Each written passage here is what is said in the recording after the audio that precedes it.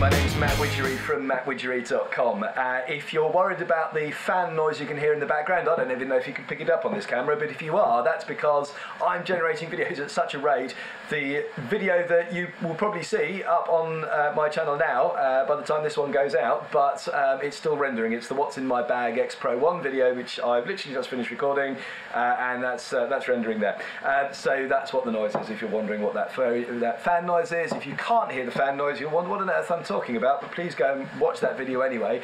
There's a link to it on screen. There we go, look at that for a segue. Right, so what are we talking about today? Well, I wanted to talk about two shoots that I did professionally last week. One was on Friday, one was on Saturday. The first shoot was these brilliant guys, Drive the River. I shot them for Slate the Disco. They had a gig in Cambridge. And I shot an outdoor event on Sunday called the Iron Run, which is basically people, they weren't even forced into it apparently, they all signed up voluntarily, and I think they might even have paid money to do this, but you go running in the mud and the rain, and you swim through swamps, and you climb over obstacles, and get covered in hawthorn scratches, and it's called something like Mud, Sweat and Tears, something like that, and there were some people being carted off on stretchers because it was really hard.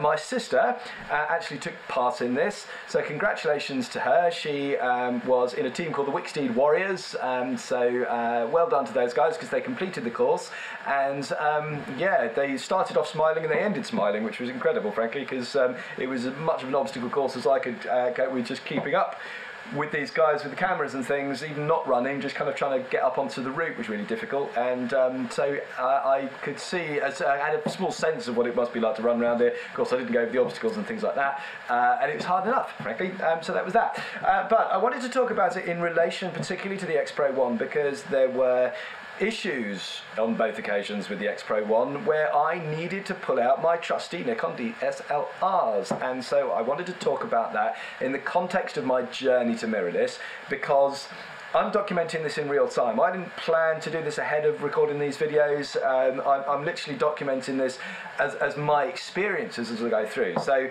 while I love the X Pro 1, and you'll get that I'm sure through any of the videos that you've watched about my X Pro 1, I adore it. I love it a lot. It's recording this now. I'm completely bowled over with it. I think the image quality is fantastic. I think that its handling is fantastic. It's beautiful to look at. The lenses are incredible. The low light performance is off the chart. I love its electrical and optical viewfinder hybrid thingy.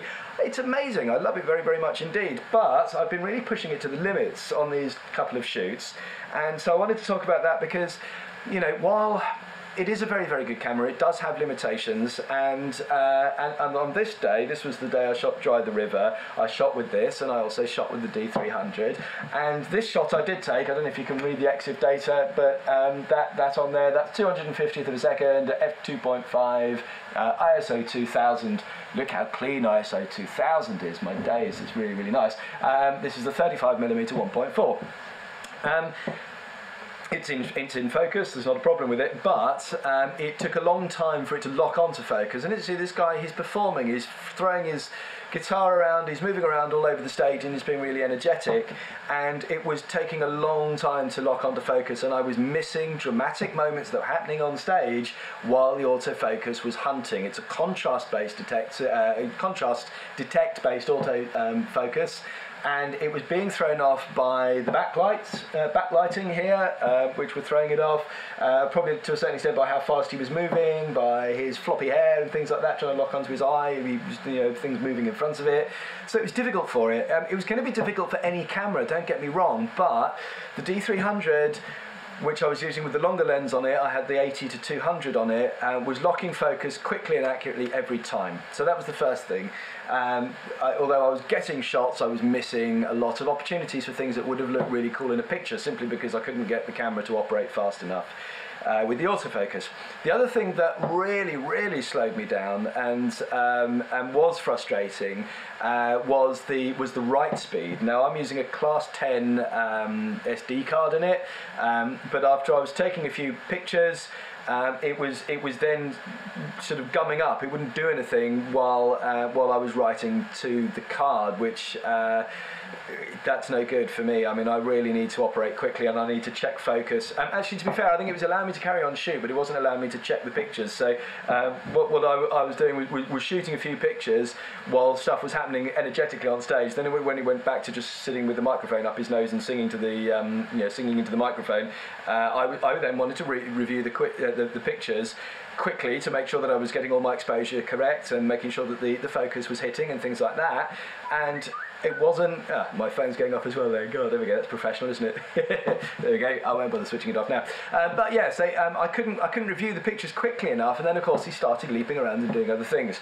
So I found that a problem. Now I understand with the XT1 that both the autofocus, which is a hybrid phase detect and contrast detect system, and is going to be much better.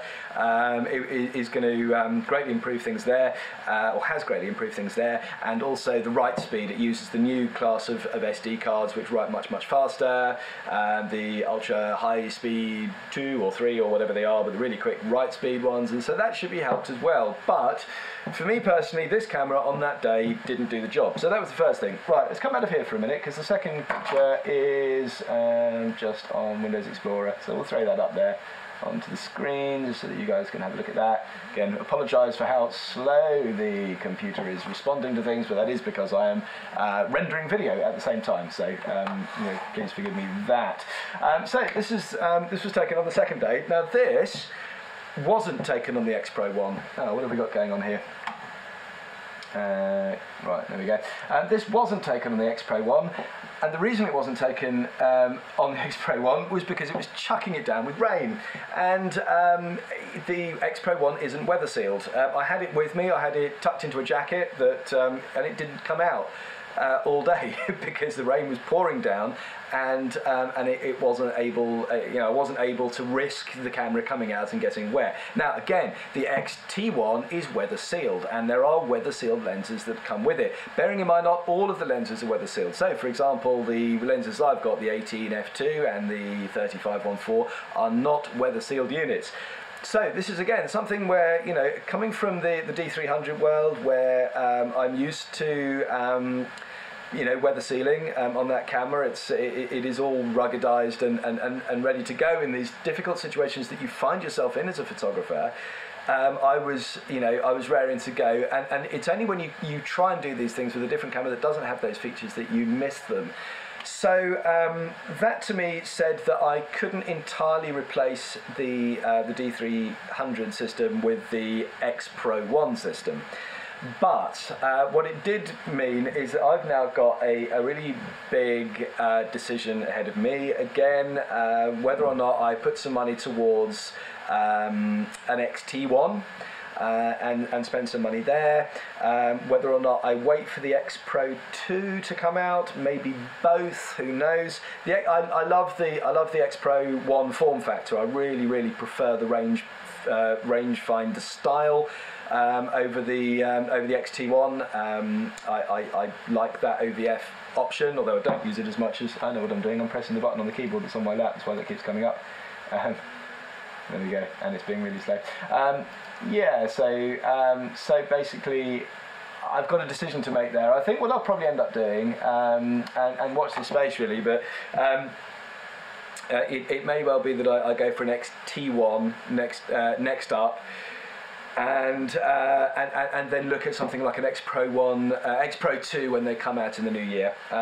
So I will still keep the X Pro 1. I will still use it as as my everyday body, because when it's not raining and when the autofocus speed isn't critical, when the write speed isn't critical, it does so much, and I'm certainly looking forward to using it in greater capacities as time moves on.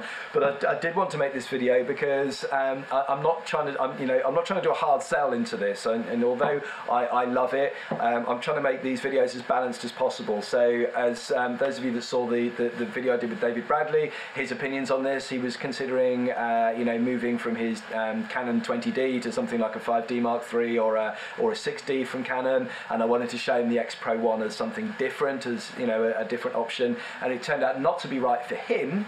And whilst I'm getting a lot of feedback of people that have switched over to the X series cameras and are absolutely adoring them, I want to, and I'm loving it, but I want to be completely balanced, and I want to be I want to show the warts and all of these cameras, because there are challenges with them.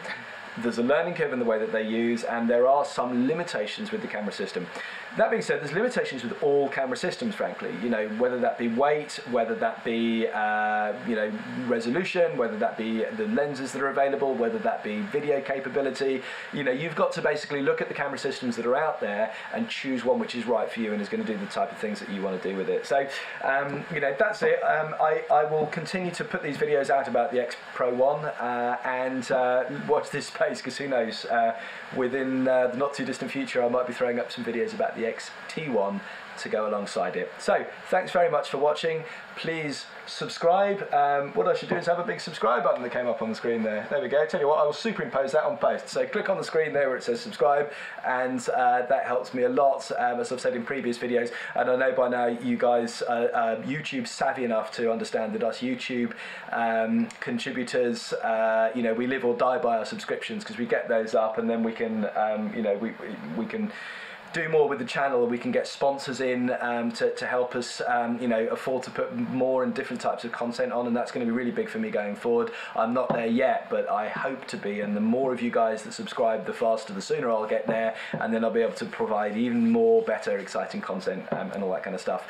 So please subscribe, and I will see you again very soon. Thanks very much for watching. Cheers.